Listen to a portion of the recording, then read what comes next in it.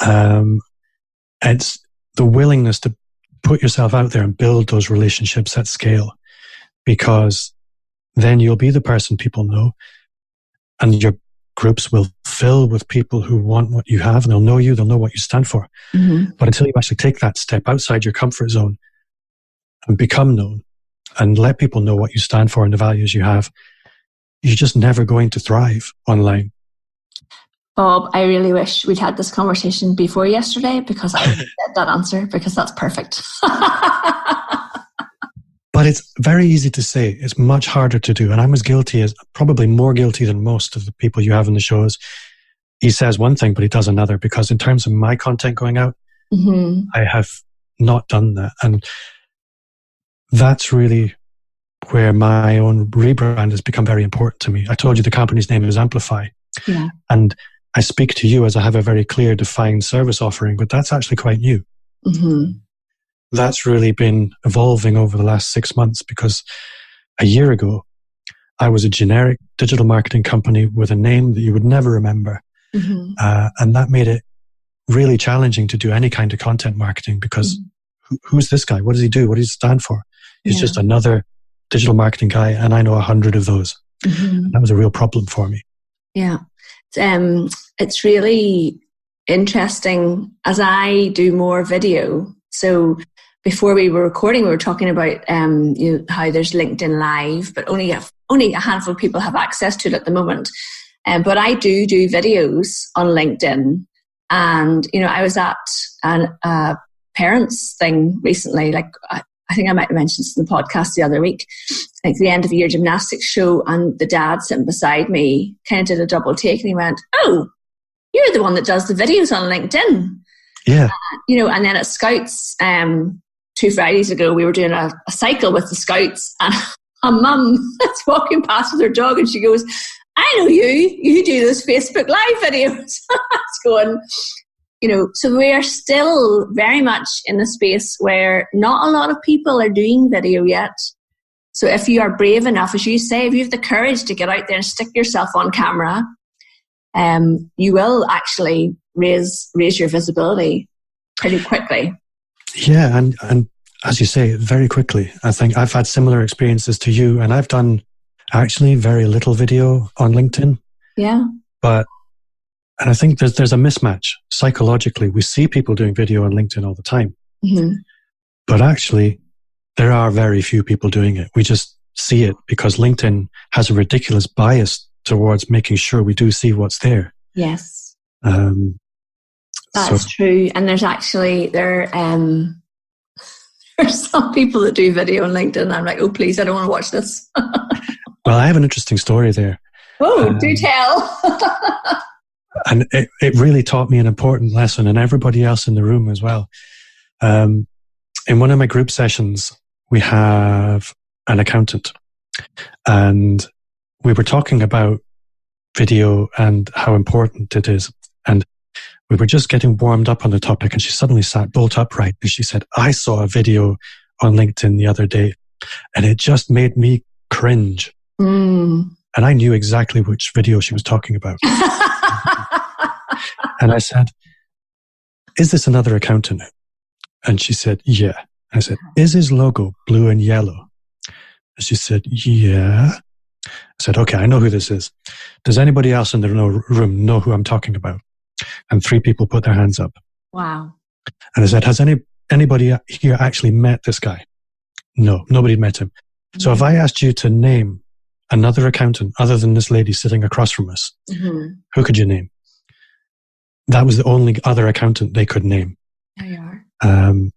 So his cheesy, nasty video meant that he was known. Yeah. And what he was doing was playing the numbers. And there's a guy called Russell Brunson, who some of your listeners probably have heard of. Oh, yes, Mr. ClickFunnels. Yes. And love him or hate him, he said something which was really interesting for me, mm-hmm. which is 1/3 of the people who see what you do will hate it. They just will. They will instinctively respond negatively towards it. Mm-hmm. 1/3 will be ambivalent. They won't even really register it. But 1/3 of people will connect with it, and they will enjoy it, and they will like it, and they will respond positively. Mm. So the more you put out there, the more you're playing those numbers. This accountant was clearly in the third that hated it. But what would be working for this guy was a third of people will like it. Doesn't matter how bad his video was. Yeah. He was visible and he was playing the physics of digital marketing, and it was working for him. It is interesting because my LinkedIn network has gotten quite large now. It's I think there's about 2,500 people in my network, and I see. So when I do my LinkedIn training, I tell people, how you will raise your profile on LinkedIn is by posting updates, but also by commenting on other people's stuff. And I see, so whenever my network comment on somebody else's video, I get that video pops up in my feed, whether I'm connected to that person or not. And some of my network are commenting on videos and they are making me cringe. But the people in my network think it's great, and they're reaching out directly to these people and saying, "Oh, wow, this is amazing. Can you give me a call?" Thinking, okay, so even people who are doing bad video are getting lots of business as a result. So there's a place. Yeah, I mean, people buy from people. There's a place for us, Bob, to do good video, get business too. There is a place for everyone. I think there's. I was watching a lady on Instagram the other day, and she has 60,000 Instagram followers, and she teaches Instagram to business owners. She's in her 60s, and she's doing an incredible job. So I think a lot of us get hung up, and I'm terrible for this.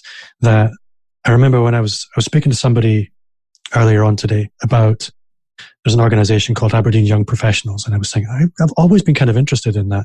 But when I was 29, I thought, you know what? I'm too old for that. I don't feel like a young professional anymore. When I was 39, I thought the same. Now I'm 49, I think the same. I'm not 49. What am I saying? I have no idea what age you are. But yeah, it's a lot of us, we make excuses for why we can't do things because this particular situation is not quite right, or I need to polish this facet first, or do this first, or do this first. There's all kinds of mental barriers that we put in the way of execution. But execution trumps perfection every time. And again, it's all very well me saying that, but now I've said it, I'm going to have to go and do a video. You are going to have to coming on the podcast. Yes, because Bob, when people listen to this on Monday, I'm going to get them to go and look at your LinkedIn profile, connect with you, and wait for your video. Okay. Then I will do a welcome video for your podcast listeners. Excellent. You're on. Oh, good. I like that idea. So, Bob, you were saying earlier that you had a business that you didn't really like. So how did you get into being an entrepreneur in the first place? I would like to say, well, I think I'm a third generation business owner in my family. So my dad runs his own business. He recently retired. My grandfather was a taxi driver, but he was self-employed taxi driver. Yeah. And also looking back at when I'll start the long story. That's the only way to really go. When I was a teenager, I was really lost. I really didn't have much direction. And I drifted a lot. I did IT support jobs, things like that. And I was disillusioned to the extent where I ended up just doing voluntary work. It was, my living expenses were taken care of, but I didn't get paid a salary as such. So I was living in a kind of rather odd environment for probably about 9 years, and then realized, you know what, I really need to sort this out. But I guess really what came first was around 1998, the internet came along in a meaningful way for most people. And I was starting to feel a little restless when the web came along, and I started playing with the web. And it was the first time I really felt that I understood. I'm rambling a little bit. You may have to. No, I'm interested. Around 1995, the internet came along, and I was playing with it like a lot of people. But because I had quite a deep background in IT. My dad runs a software company. I worked for him as a teenager a little bit. I'd always excelled at IT in school, but for a lot of people in the 90s, there wasn't much practical application for IT skills that were interesting. So when the internet came along, I felt like I'd found my home, and very quickly found that I developed a skill set that businesses wanted and were in very short supply. So as I mentioned previously, I was doing voluntary work.